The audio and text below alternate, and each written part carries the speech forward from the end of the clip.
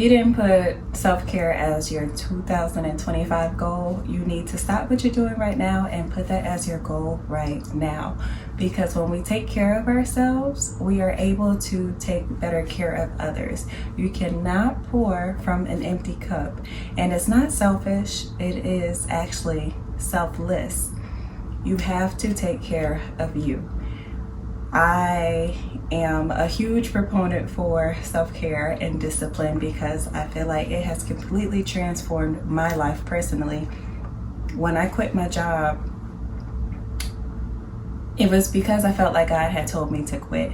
But before I quit, I did not have a self-care routine. I wasn't taking care of myself. I was trying to juggle my 9 to 5, my 3 children, 2 of which were twin boys who were infants and a 2-year-old. I was also trying to take care of my apartment by myself, grocery shop, make sure that I spent time with my family, and you all, I kid you not, I felt as if I was just in this endless cycle. I didn't like my life. I didn't like what it looked like. My hair was falling out. It was matted. My face was breaking out really badly.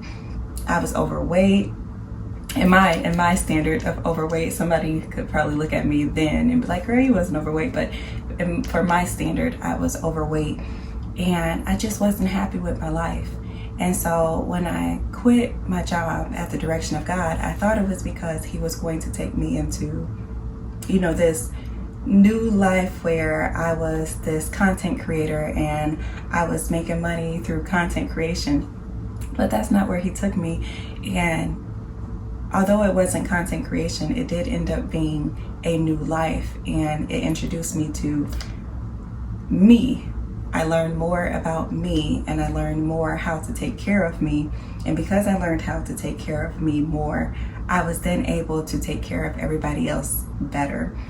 Because during that time when I was working and juggling everything, I was snappy because I felt like I didn't have any time for myself because I wasn't taking the time to actually take care of me. I always was cranky.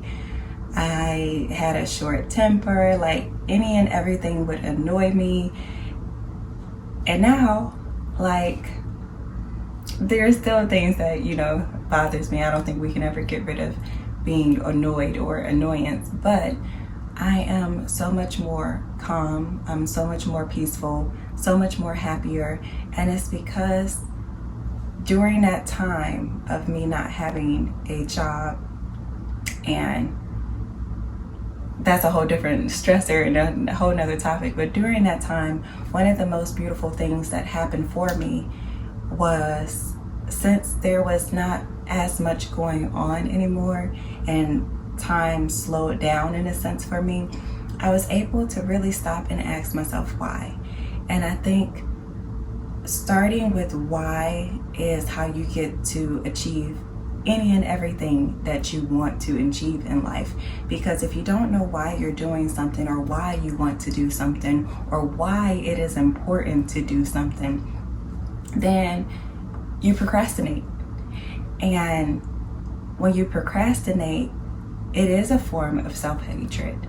Because when you're procrastinating, it's usually for things that would better yourself, such as, oh, I'm procrastinating to work out. I'm procrastinating to write this book that I have always dreamed of writing. I'm procrastinating to create this routine that I know will allow me to live a better and more fulfilled life. Because we typically don't procrastinate with things that others want us to do. Like when our boss gives us a task or a job to do, we're usually quick to do it. But even if we do procrastinate with that, think about what time you are robbing from yourself of where you could be taking care of yourself. Because now you're staying up late to get whatever it is that you need to get done. And that's messing up your quality of sleep because you're not sleeping, you're not resting. So it's so important to ask yourself, why do you do the things that you do? Why do you want what it is that you want? And why is that important for your overall life goal? Start with your why. my why was I wanted to be a better mom. I wanted to be able to spend more time with my children, and I wanted to help other people do the same. And so during my slow season, and I'm still kind of sort of in a slow season, but it's starting transition because now I'm starting to feel and have more responsibilities put onto me. But during my slow season, I was able to stop and create a self-care routine that works for me. And I want to share what works for me in the hopes that it may work for you, but it could look completely different for you because everybody is different. But what I have learned that works for me is waking up at 5 a.m. I follow the 20-20-20 rule, but I started off with the 20-20 rule. And I think that's something also to keep in mind is whatever you start with doesn't have to be what you stick with long term. You just need to start somewhere. And I think sometimes we put too much on ourselves in the beginning when we're trying to start something that it becomes overwhelming or it doesn't become fun anymore. So start small. Like I read Atomic Habits, and one of the key takeaways that I remember is whenever you want to start something, just start with 2 minutes. Like just do it for 2 minutes and that's it. So if you want to start reading more books, don't try to read a whole book in one sitting or try to sit for 20 minutes and read a book because you're probably not going to keep up with it. Start with 2 minutes. Just read a book one time a day for 2 minutes. Or if you want to work out, and yes, it's going to feel a little silly, but don't try to just go to a gym or get you a gym membership. Start with 2 minutes. So maybe that's 2 minutes of you walk around for 2 minutes, you jog in place for 2 minutes, you jump rope for 2 minutes, you lift a weight for 2 minutes. Like, don't try to just jump all into something new that you haven't done before, because if you do, you're going to burn yourself out. You got to start small. The time is going to pass no matter what. So do you want to start small and, build it up over time? Or do you want to try to go all in the beginning because you feel like you don't have enough time, and then after a week or two, you're not even doing it anymore because you're burnt out or it's not fun or you don't feel like doing it. And now, you're just in this endless cycle. So start small, but also start with that why first. Why do you want to do it? Why is it important? Why is it going to matter in the long run for you? So for me, I start off my morning with prayer and reading the Bible. Why? Because I want to build a deeper relationship with God. I feel like in the long run, me cultivating a relationship with who created me is going to allow me to understand me better and also understand him better. So I start off my morning with prayer. Then after that, I read for 15 minutes. Again, why? Because I want to learn more about the world. I want to learn more how to take care of myself, how to interact with people, how to communicate, because that's something that I struggle with is communication. So I read to also get a better sense of what do other people think about? Like, what are other people like? Because I'm not in a space where I get to meet people often. I live on a military base and I am a full-time stay-at-home mom. I do not yet have a 9-to-5 job. So most of my time is spent with my children and my children's father. So I don't really get to go out and meet new people, but when I read a book, I get to read different perspectives. I get to meet people through books. So that is why I read. And then after that, I work out. Why? Because I want to be able to be in my best shape possible so that I can have the maximal potential in life when it comes to physical access.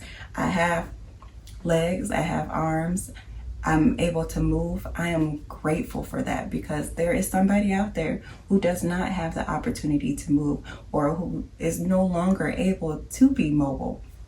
So I appreciate that and I don't take that for granted. So I do my best to take care of my body so that I can show gratitude to my body and also strengthen it so that I can run around with my children. I can have a high quality of life. And so that's why I think it's important. So for you, what I would suggest is start small. Start with just 2 minutes. 2 minutes of, and this one I feel like is universal for everybody. So start your day off with 2 minutes of reflection, whether that is prayer, whether that is journaling, whether that is meditation. Just do something that is going to allow you to build your self-awareness and just the awareness of your surroundings. Next up, 2 minutes to read. Whether that is you reading an actual book, listening to a podcast, or an ebook, just take 2 minutes to read something. Stimulate your brain. What is important about reading is that it also stimulates you mentally. It actually gives your brain a workout. So 2 minutes of reading. And then after that, 2 minutes of movement. You can do yoga, you can do a quick stretch, you can jump rope, you can go for a 2-minute run, a 2-minute walk. And what you will find over time is that you will be able to build up the minutes from that. You're just starting with 2, but the goal is to get to 20-20-20, to do the 20-20-20 formula. And you want to reach 20 minutes because 20 minutes is what is actually going to start generating the benefits. 2 minutes is not enough time, but the 2 minutes is just enough to get you started into creating a habit. And with habit formation, I know sometimes people say it takes 30 days, it takes 60 days, it takes 90 days. Stop thinking about how many days it's going to take. Just enjoy the process. Because I promise you, when you enjoy the process, you will reach that goal way faster than you could have ever imagined and dreamed, because you're actually enjoying the process and it's making the time go by fast. So get out your head how long it's going to take. What I hope that you have gained from our talk today is start with why. First, figure out why you want to do what it is that you want to do. That is going to be what sticks and what is going to motivate you when it doesn't seem ideal or it doesn't sound fun. Because trust me, some mornings I don't want to wake up and read. Some mornings I don't want to spend time with God. And you know, I love God, but there's some mornings where I'm like, you know what, Lord, I just want to sleep in. Some mornings I don't want to work out. I don't want to move my body. Sometimes it's a struggle just to drink water. And I know water is so good for me. So there's going to be moments and times when you're not going to want to do whatever it is that you said that you wanted to do, even though you know that it is going to benefit you in the end. We are human at the end of the day. But if you have a why and you make that why something simple that you can just remember off the top of your head, in that moment you can say, I don't want to do it, but it's important because. And that is going to be your motivation to get you up and get you moving. Number 2 thing I want you to remember is start with 2 minutes. Just 2 minutes. 2 minutes, you can find 2 minutes in your day. And once you start with those 2 minutes and you continue going, you will start to be able to build the minutes from there and see and recognize that, hey, I got more time in my day than I thought I did. There's actually a whole lot of time. But let's start small. And number 3, don't think about the time. The time is going to pass no matter what. So don't have a checklist of, okay, I have to do it for 30 days for it to stick. No, just enjoy the process and it will stick. Prospering property.